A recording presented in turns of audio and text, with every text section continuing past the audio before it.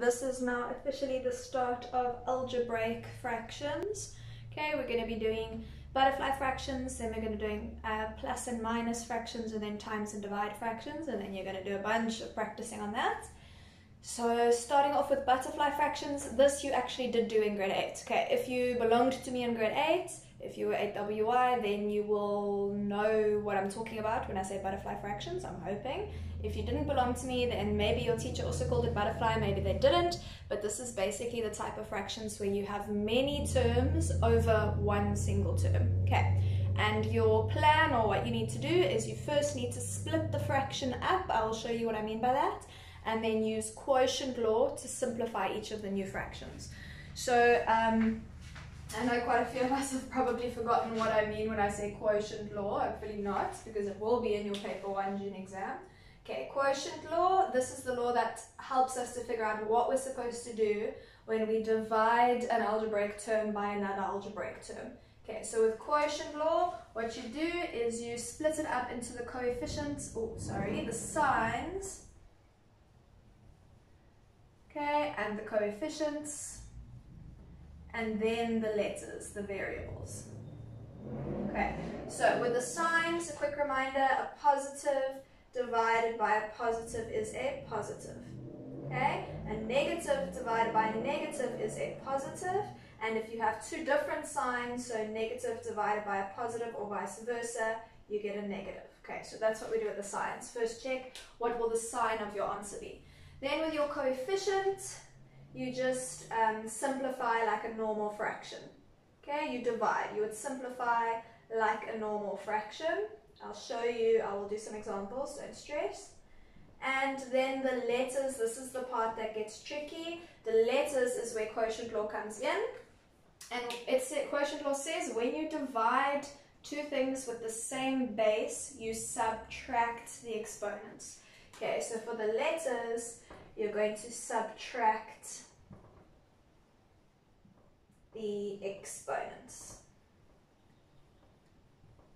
Okay, so just an example of using quotient law quick. Let's say we had negative, what should we do? Okay, let's say we had negative 4x squared yz cubed over 6x to the 4yz, okay? If we had to simplify that, the way we would do it is we would split it into these three parts. So first divide the signs. So we've got a negative divided by a positive, which is negative, okay? Then we look at the coefficients. The coefficients are the 4 and the 6, and we simplify it like a normal fraction. So 4 can't be divided by 6, right? So how would you simplify a fraction 4 over 6? You would ask yourself what goes into both of those numbers, and 2 goes into both. So this would become 2 goes into 4 twice, and 2 goes into 6 3 times. So it would become 2 over 3. And then we move on to our letters. This is where quotient law comes in. So you group your letters together, okay? So we're grouping our x's together, and we ask ourselves first, where is it bigger? It's bigger at the bottom, so our base will go at the bottom, and then we subtract. 4 minus 2 is 2. Okay, then on to the y's. Where is it bigger? Well, firstly, they don't have exponents, but remember they do. They've got exponents over 1. And those exponents are the same value. So reminder, what do you do if your exponents are the same? Well, when you divide something by itself, they cancel out. Okay, so the y's are gone. And then moving on to the z's. Reminder here again, we've got a ghost 1 exponent, and we say, where is z bigger? It's bigger at the top, so it will go at the top of the fraction. And then we subtract. 3 minus 1 is 2. So to simplify this using quotient law, we will get this as our answer. Okay, so first we simplify the signs. Negative over positive is negative. Then we simplify the coefficients. 4 over 6 is 2 over 3. And then we look at the letters. Where is it bigger? And then you subtract.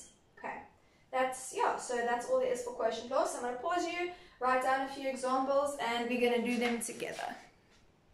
Okay guys, so here's our first example. It is a butterfly fraction because we have multiple terms over one term.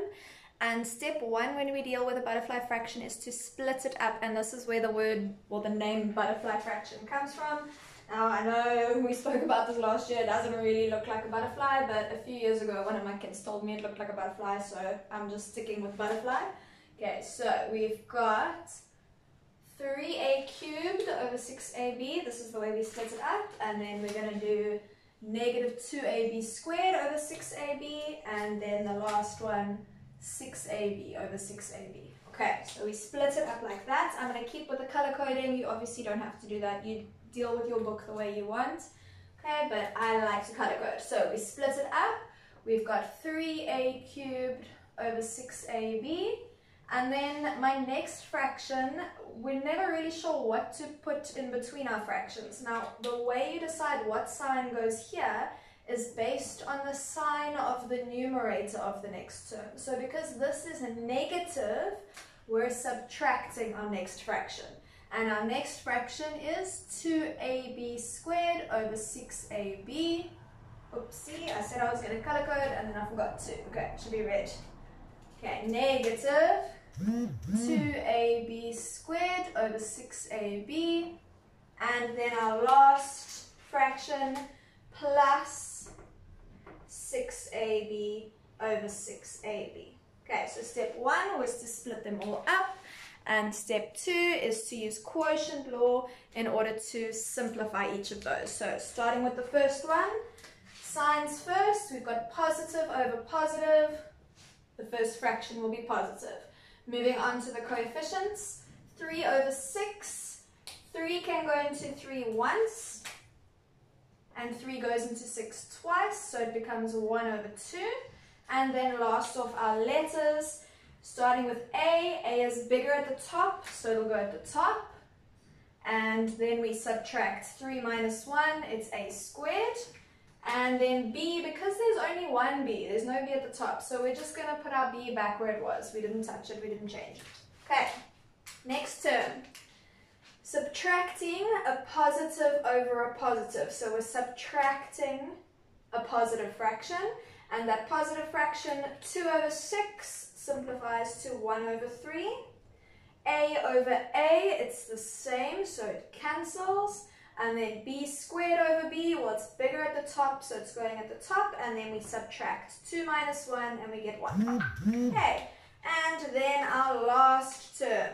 Positive over positive is positive, so we're adding a positive fraction, and you'll see that this whole top is exactly the same as that whole bottom, 6ab, 6ab, which means the whole thing cancels. And when I say cancel, I think a few of you might be getting confused. It doesn't just disappear, it becomes 1. When you cancel out, you're dividing something by itself, it becomes the number 1. Okay, so you're actually welcome to leave it there, or if you want to, I'm a little bit OCD, so I like to neaten it up. Okay, make it look a little bit more neat. And the way we do that is everywhere where you've got ghost ones, we don't need the ghost ones. So our first fraction becomes a squared over 2b.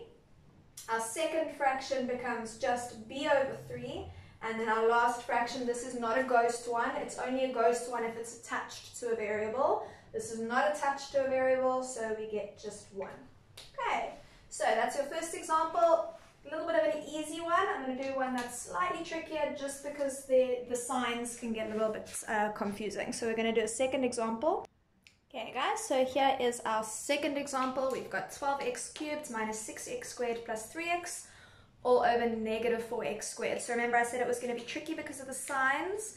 So the reason I know it's going to be tricky is because the denominator is negative and I have a negative numerator. So that's where the trickiness is going to come in. Okay, now let's firstly identify it as a butterfly fraction.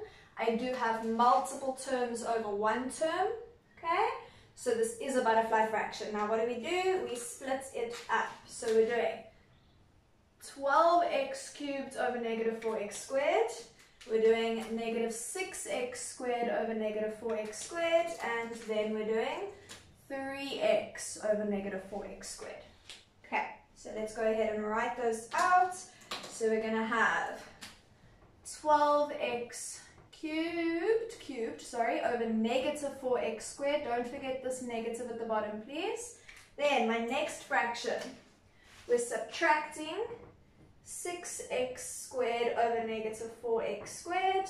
And then my last fraction, we are adding 3x over negative 4x squared.